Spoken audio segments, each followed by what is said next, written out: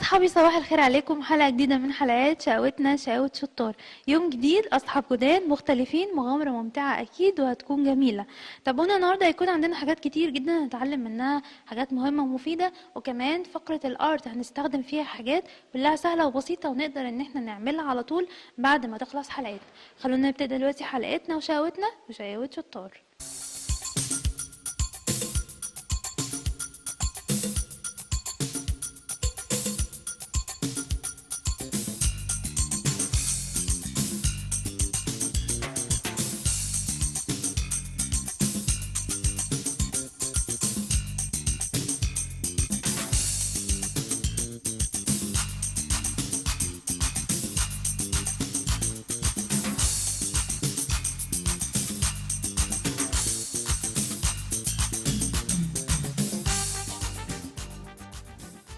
اهلا وسهلا بيكم صحابي الحلوين. انا مس سمر، معايا اصحابي هنا كنزي فيروز. معايا كنزي وفيروز.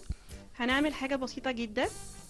البرواز ده ممكن نديه لاصحابنا هديه او لماما، ونحط فيه صوره بالشكل ده. اي صوره هنحط كده كده، هيبقى بسيط قوي وحلو. هنعمله من ايه؟ هنعمله من ستيكس الخشب دي اللي هي بتاعه الايس كريم. اوكي، ومعانا الوحدات اللي هي الورد زي كده او كده او كده، وشريط ستان ومقص ومسدس الشمع اللي بنشتغل بيه.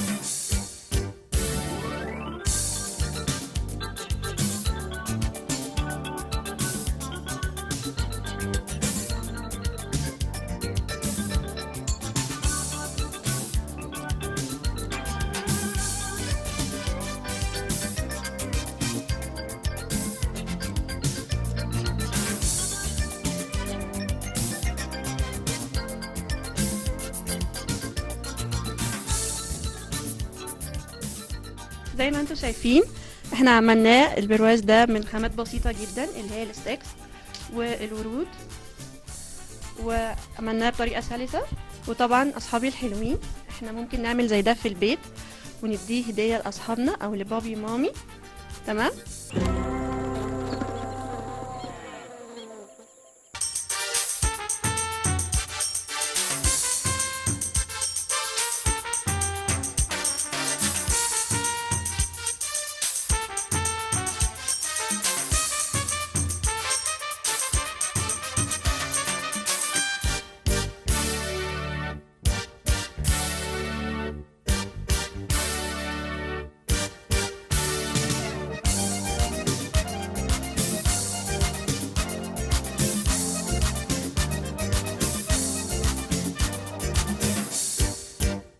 معانا تجربة جميلة لحد من أصحابنا، هنتعرف على التجربة بتاعته وهنعرف كمان اسم صاحبتنا اللي معانا. خلونا في الأول نقول لميس هالة صباح الخير يا ميس. صباح النور.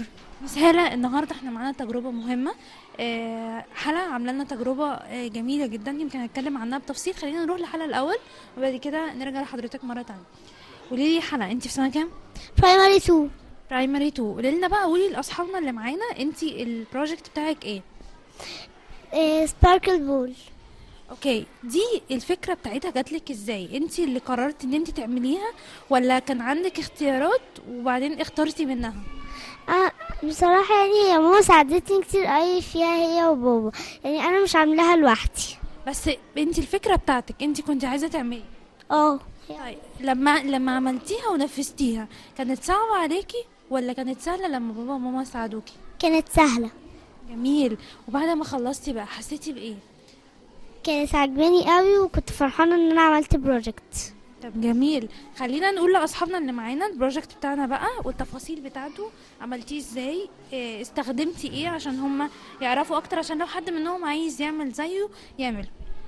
اول حاجه انا خدت بلاستيك كابس، بعديها وهولدر ماتيريالز بلاستيك كابس وهولدر و ستيبلر. تمام، انت شفتي دي قبل كده في مكان فانت قررتي ان انت تعملي زيها، او ان انت تعملي التجربة دي عشان تبقي اول حد عملها؟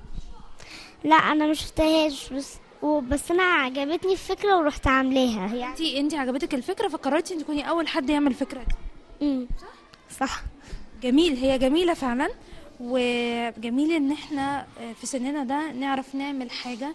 الحاجة دي ممكن تحتاج مننا وقت ومجهود، ممكن ما نعملهاش من اول مرة، لكن بنحاول عشان نوصل للحاجة اللي احنا عايزينها. ده جميل جدا. يمكن ميس هلا هتكلمينا اكتر وتقولي لاصحابنا لما حد فينا بيشوف فكرة والفكرة دي تكون كبيرة عليه او حاسس ان هو مش قادر ان هو يعملها، ازاي ما ييأس ويحاول مرة على التانية عشان يطلع بفكرة جايز يكون هو اول حد يعمل الفكرة دي. بالظبط، المحاولة طبعا مهمة جدا ان احنا نكون اول حد يعمل حاجة مفيدة وحاجة مهمة. وحالة عملت لنا حاجة يعني جمعت ما بين حاجتين في بروجكت واحد. يعني جابت بلاستيك كابس، حاجة ممكن تبقى خلاص يوزلس احنا مش محتاجينها، عملت منها حاجة مفيدة جدا وشكل جمالي جدا بنجفة. وجوه البلاستيك كابس دي في السيركل من جوه في الكتريك سيركت، جابت باتري وجابت لامس وجابت وايرز وورتنا قد ايه هي ممكن تقدر تخليها لنا تنور بالشكل، تدينا اضاءة جميلة بالشكل ده. جميل. حلا قولي لي انت عايزه اما تكبري تطلعي ايه؟ انا مش عارفه، هو انا في بالي كذا حاجه، انا عاجبني اي حاجه اطلع تبقى حلوه يعني، بس انا ما عنديش اي افكار بصراحه. انت عارفه ان الفكره بتاعتك دي البروجكت بتاعك يقول ان انت ممكن تطلعي عالمه كبيره طالما انت في سن صغير وقدرتي تعملي كده؟ لا مش عارفه كده؟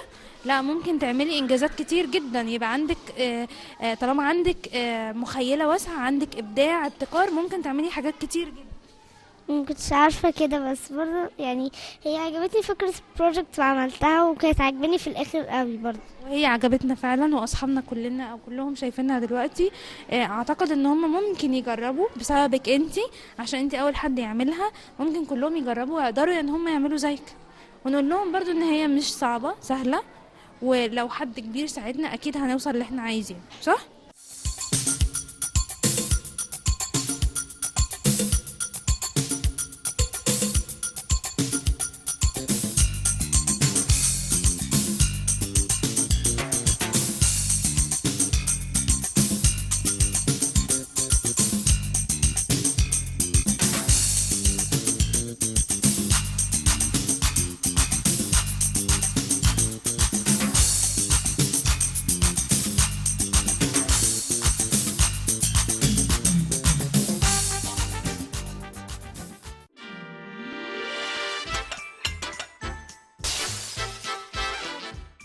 أصحابي الحلوين، يلا بينا نتعلم النهاردة أكلة حلوة وسهلة. أنا معاكم ميس نوران النهاردة، ومعايا أصحابي الحلوين. اسمك إيه؟ أسيل.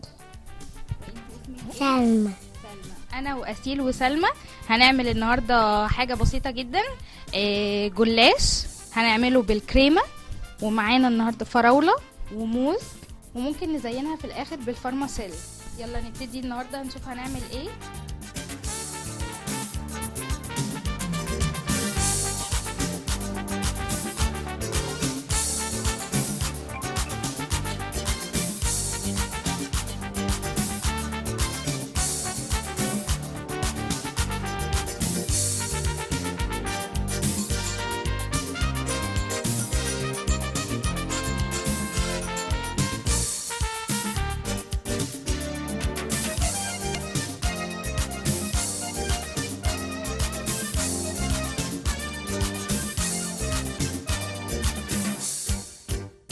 اصحابي الحلوين، زي ما انتوا شايفين احنا دلوقتي خلصنا الجلاش بالكريمة والفواكه، وزي ما شفتوا اصحابي هم اللي عملوه لوحدهم.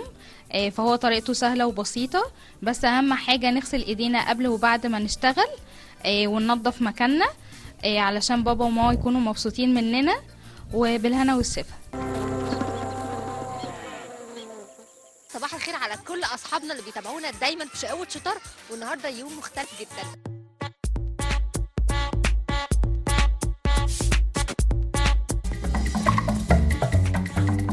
اصحابي في كل مكان، ده ميعادنا في ورشه شقاوة شطار، خليكم معانا. بس قبل ما نبتدي لازم نتعرف على اصحابنا ونلعب شويه قبل الورشه.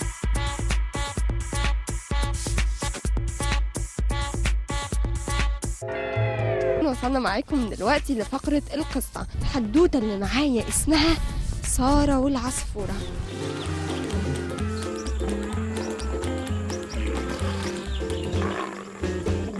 النهارده بقى احنا في حديقة الحيوانات، انا ومجموعة من اصحابي.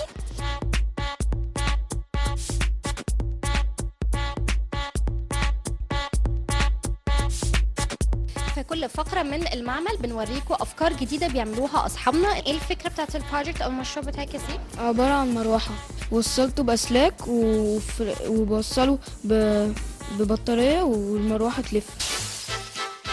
ده هنعمل ايه يا كاميليا؟ هنعمل بيتزا. هنعمل بيتزا، هنعملها بنفسنا.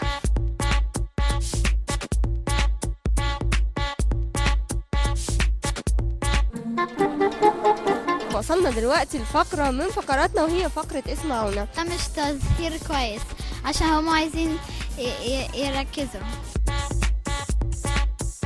طبعا انا مش هشرح لكم اللعبة عبارة عن ايه، تعالوا نشوف مع بعض احنا هنعمل ايه في المغامرة اللي في الهواء.